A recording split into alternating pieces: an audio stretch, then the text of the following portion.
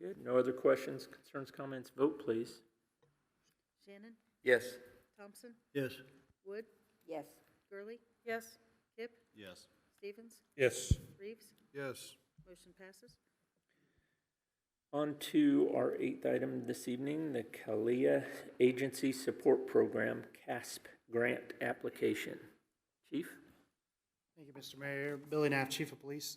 Have a request to submit what's called a CASP, CALIA grant application. CALIA is the Commission on Accreditation for Law Enforcement Agencies. It's kind of a background. Hear a lot of buzzwords around the country right now. Accreditation for police is a big one. CALIA is kind of the gold standard for law enforcement. We have an opportunity to apply for a grant that would fund our ability to obtain CALIA certification. It is a lengthy process, takes about 2 to 3 years.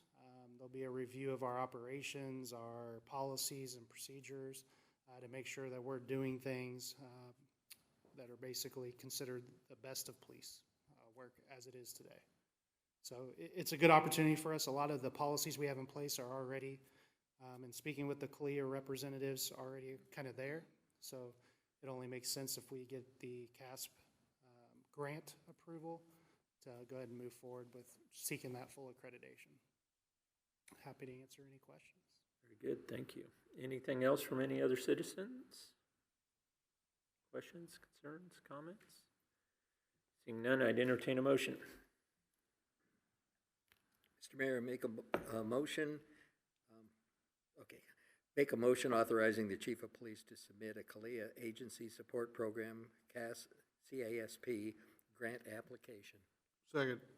So moved by Mr. Shannon, seconded by Mr. Reeves. Questions, concerns, comments?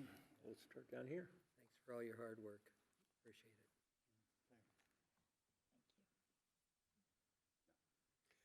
it. Just real quickly, I read through this. I did appreciate one thing in there because I'm always a believer in that a police department's only as effective as the buy-in from the community.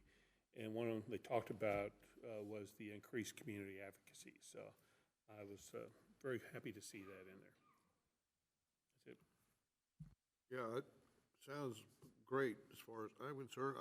My only question at this point is, and maybe we don't know it, is what's it gonna cost us other than the grant itself? So if we're awarded, the grant value is about $11,400, and that covers our, basically the accreditation process, and that, it's kind of twofold. So there's an online process, but then there's also a formal process where they will fly representatives from CALIA out here and they'll assess us on site, our facilities, our daily operations, all those things. Beyond that, there's a $5,500 cost during the process, which $2,750 has to be paid. I believe it's within 30 days if we are awarded the CASP program. Beyond that, once we're ready in 2 to 3 years for them to come out and do that on-site assessment, that'll be an additional $2,750.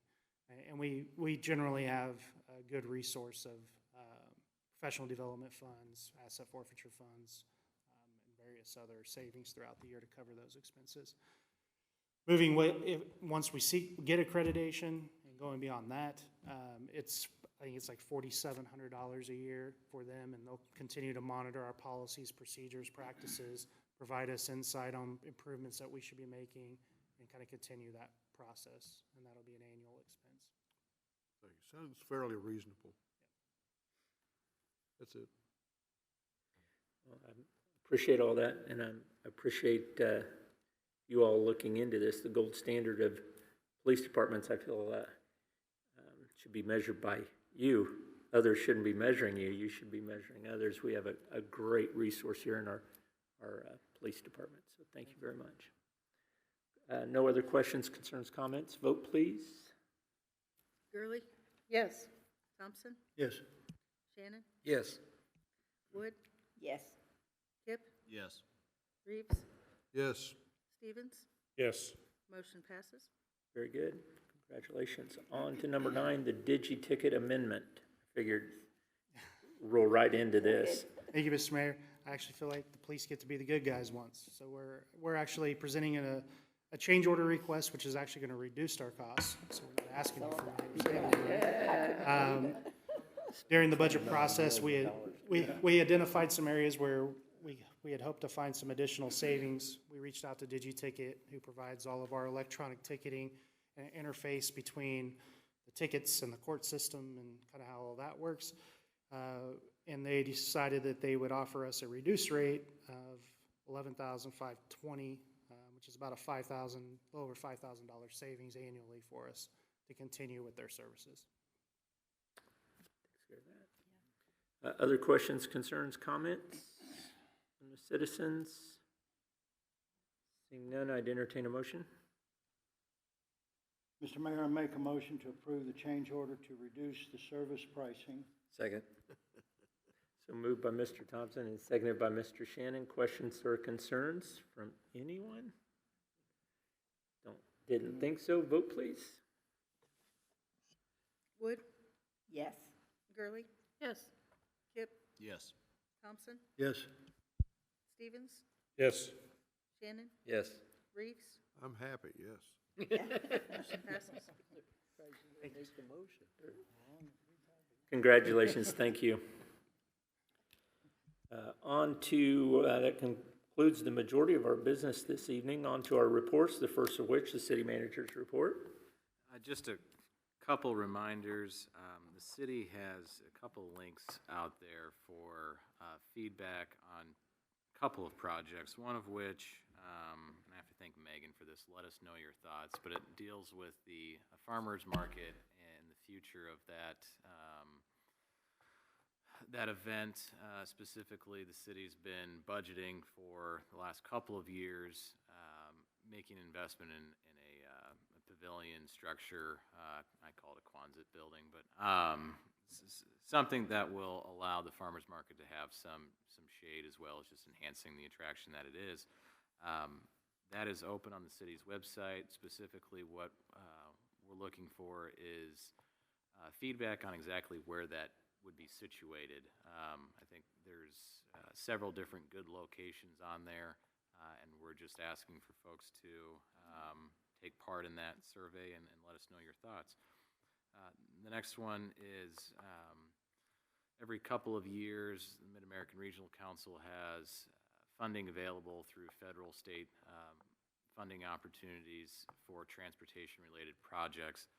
One in particular that the city has is that we're seeking out funding for is redoing Metropolitan.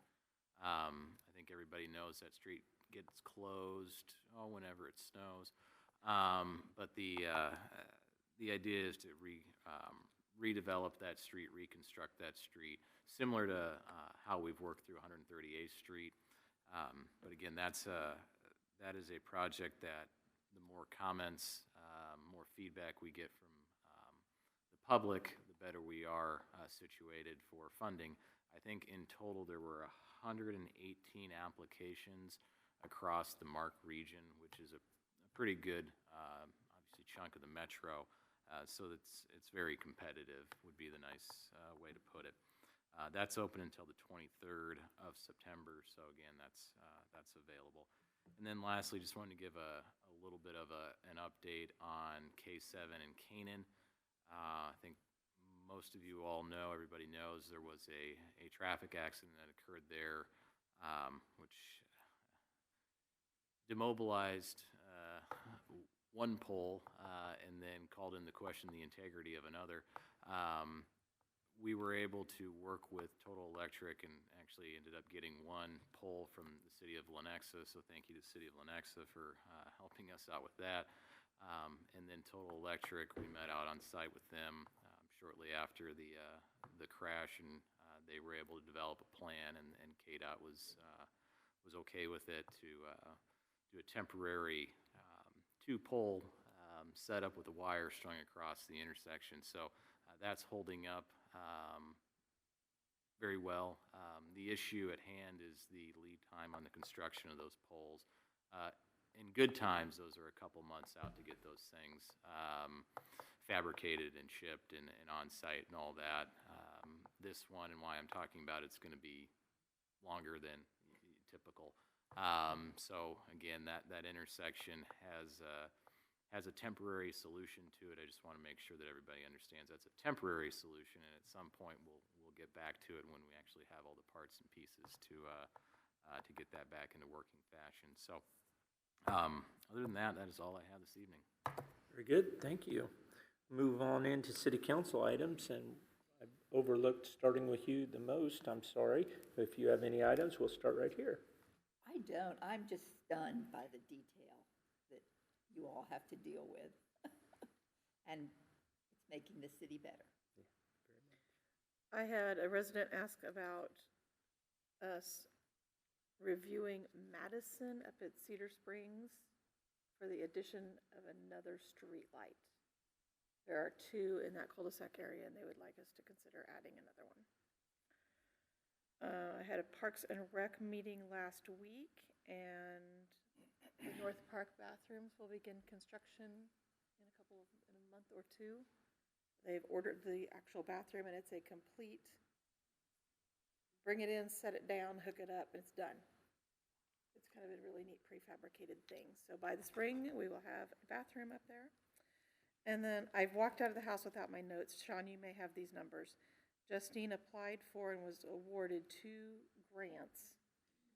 One of them was a couple $1,000, but one of them was significant. It was like $18,000 a month for 6 months that will be used to help fund our summer camp program, the salaries for those people, the equipment, the uniforms. Correct me if I'm misremembering. But I just want everybody to know that she's out there looking for and finding money, and I think that's pretty incredible.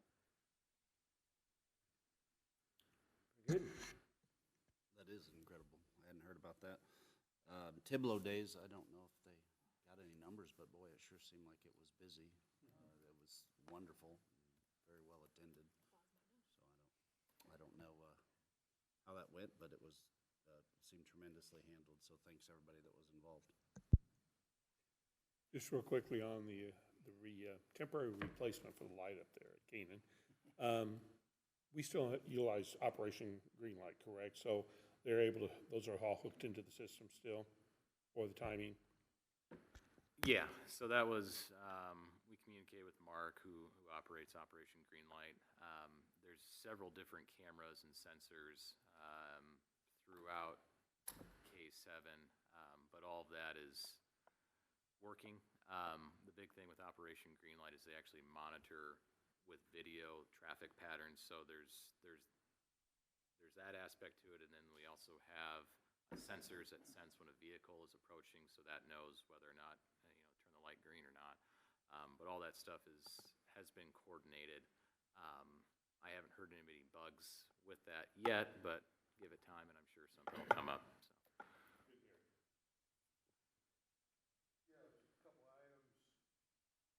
Couple items.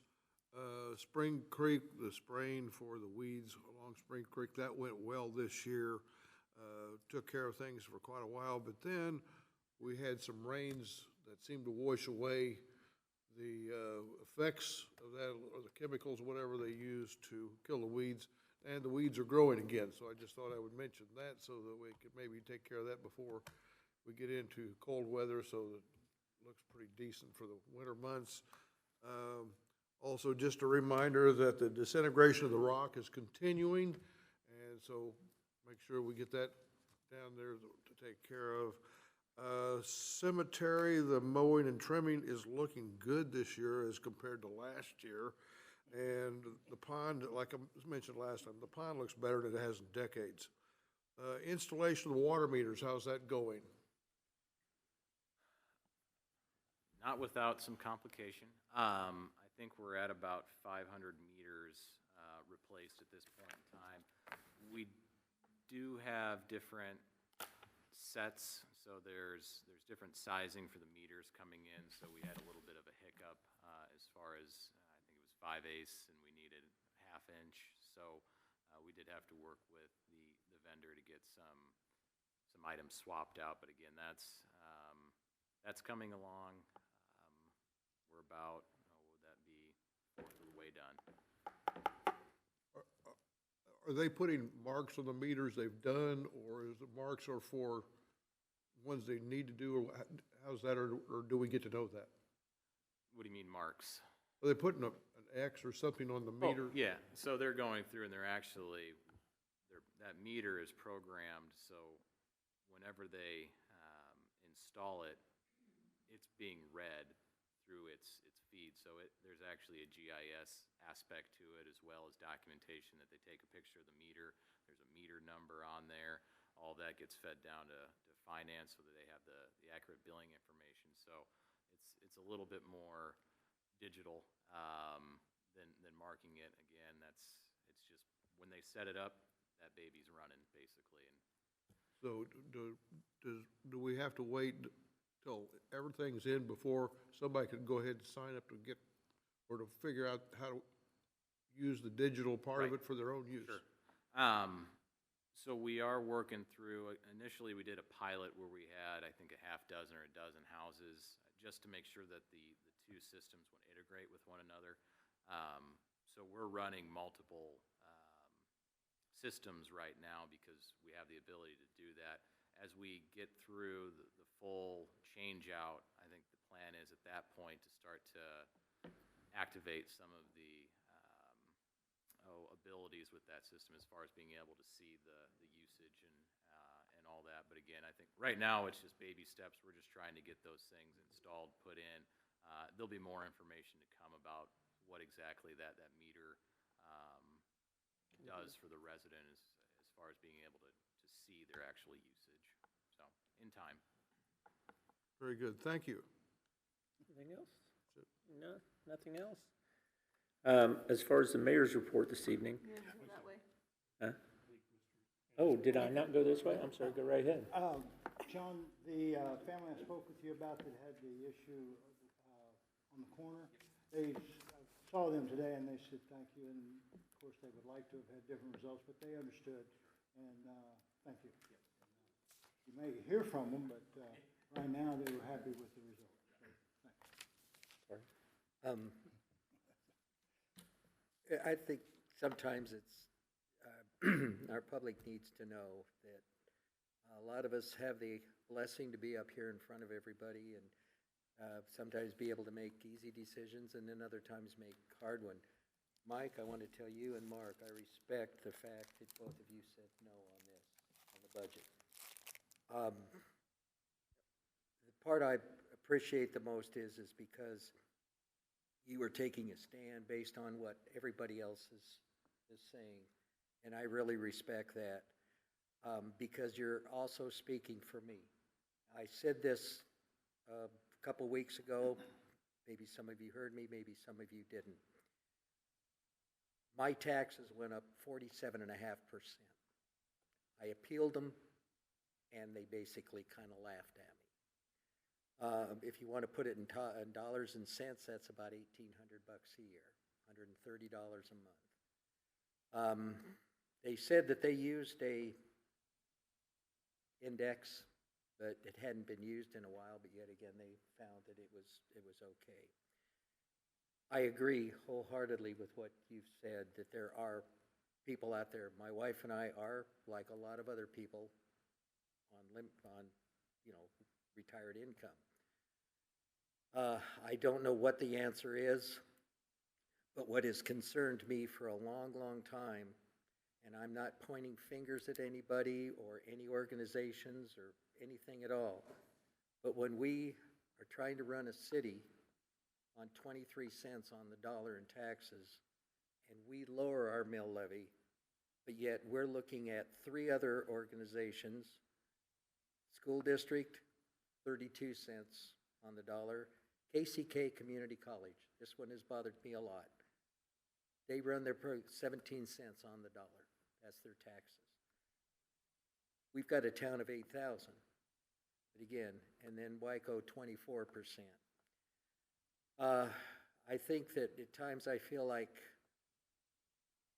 our city is the tail being wagged by the dog, where we're doing everything we can, trying to cut corners, trying to you take a look at our fire, police, ambulance, it's, City Hall, everything, We're trying to do everything right, and other people are getting bled to death, and we are lowering our mill levy, which speaks very highly of our staff, Kelly, Chris, Sean, everybody. Is Amber here? No, she left.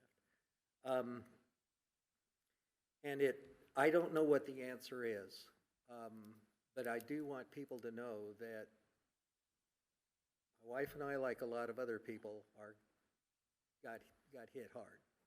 And I don't know what the answer is. I'm just being very, very transparent and very honest. I'm not mad at anybody or anything else, but what I'm seeing, what Mike has thought, and I'm glad he was able to do this, because it shows that a lot of people are in very, very precarious positions and are because things keep going up and up. But I do want you to know that I do appreciate what you said no, because I wanted to say no too. But I also know what it's taking for us to run the city. And I think you've seen with the information that was given to you of the dollar bill, because I think that's very, very, very honest. I think this also brings us to the point too that we have the 1/4 of 1% sales tax increase, that we're looking at again approving. And our public and our families and everybody needs to know that everybody that comes into Bonner Springs pays on that tax. If it's not passed, it's quite a bit of money, about $600,000. $600,000 in two different, 1.2 million. If it passes, guess who pays for it? Everybody that comes in here. Otherwise, if we were to maintain that service, it would be an increase of about 4 or 5 mills. Whoops. Okay, that makes it even more. But anyway, I wasn't going to say anything, but I just wanted to be very honest with all of you. It's hitting all of us hard, and I don't like to see anybody have happened to them what's happened to my wife and I. I mean, we're fortunately blessed to where it's, we're going to be able to handle it, but there's people in our town right now that are not. And I'm just hoping that these other entities don't raise their mill levy, but lower it. So thank you for your time. Thank you, Mr. Shannon. That's very well said, and I appreciate your concern as well as everybody's here tonight on our budget. This is something that no one takes lightly, and I appreciate all the input we've had from the community and the hard work. You made mention of the city staff, but these professionals have worked very hard at minimizing the impact as much as possible. And $100,000 reduction in our budget is significant when your every single penny is accounted for. And I appreciate all the hard work our finance department does on that too. I hope you didn't misunderstand. Oh, no. what I'm saying. No, I am so proud of our staff and everything. Absolutely, and that's... We are listening to what the public is saying. We are doing everything we can to maintain the service level that we've offered and in the quality that we're offering. And yet we're saying we're not going to bleed you. We're going to try to take care of things and reduce it. And I agree. I'm just hoping these other people. And that's what I gathered, and I appreciate that. And this is the same message I took to the Wyandotte County Commission just barely over a month ago when we addressed the Wyandotte County Commission. And one of the points that was brought up that the city staff reminded me to encourage the Wyandotte County is to consider both the domestic violence cases and how they should be handled appropriately at a county level, and being able to enforce those concerns for those victims and providing them with those services, but also to encourage our county budget to be appropriate too. Every taxing entity has to put their constituents as number one and try and do the very best we can with their funds and make this a high-quality place to live like it is. Speaking of that, some of the expenses that we're going to have and continue to have in Bonner Springs will be the funds for the fire department. This is more important now than it's ever been, and this is something that will continue to be a big difference from what Bonner Springs has been responsible for over the past forever. And these are changes that are going to be difficult for people to recognize the value in, and that's our job, is conveying that to the people and making sure they recognize the importance of that increase in our budget, as well as our new water treatment plant. There's been a couple communities in the news, the last just during the flooding back east, with the concerns with the water department that didn't have the maintenance done in an appropriate manner, and they're having quite a bit of concerns over it. It's over by St. Louis, I think. But being responsible for our own clean water and investing in that is something that will protect the values in Bonner Springs for a long time. A quarter-cent sales tax, 2 different quarter-of-a-penny sales taxes are coming up for renewal. These 2 sales taxes have benefited Bonner Springs, like you said, Mr. Shannon, far more in the past 20 years since we started doing those 20 years ago. Longer than 25 years about. 30 years, my goodness. And the millions of dollars that we have brought into this community. Bonner Springs enjoys a positive commercial draw. We have more people that shop here than live here, and we have more people that come here for entertainment as well. And so we have a great amount of expenses, and that helps cover that. So we're the ones that vote on it. The people from outside our community don't have that opportunity. So please encourage everyone that you know to support the quarter-cent sales tax. It makes a difference of about 12 mils. If it fails, those will be changes on our budget next year. On a whole different note, I had an opportunity to attend the Wyandotte and Johnson County Mayor's meeting this last month, and Bonner Springs is no longer considered just a little small town on the fringe of Kansas City. People across Kansas City, the entire Kansas City area, pay attention to what's going on in Bonner Springs. They are coming here for our entertainment venues. They're spending their money here, and a lot of places are very, it sounds as if they're very envious of Bonner Springs and what we have. So we should be very proud of our community and how well received it is, and I think not only the city staff, but the whole community for putting their best foot forward. It makes a difference. The North Park bathroom, you made mention, there's a bathroom very similar to it out at Wyandotte County Park by their new handicap accessible play area. And it's one of the nicest bathrooms I think I've ever seen. It has every other bathroom facility in Wyandotte County Park pales in comparison. So it's another aspect to be proud of in Bonner Springs. And related to our recent unfortunate vandalism at Lions Park, the North Park bathroom has been, this is not a challenge, but it has been treated with anti-graffiti surfaces, and it's also self-contained, so we can literally go in and power wash the whole thing inside and out.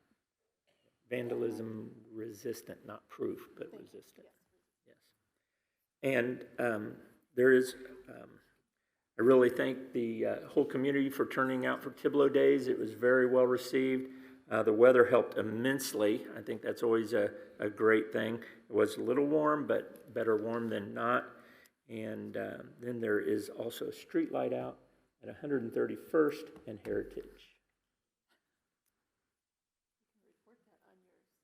Yes, thank you for bringing that up. On our website, you have the opportunity to make mention of that, as well as any potholes that may be of a concern. Other than that, I stand for any questions that anyone might have for me. Seeing none, we are adjourned.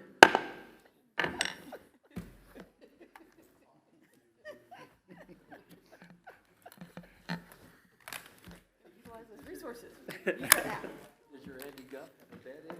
Well, I was going to say something about our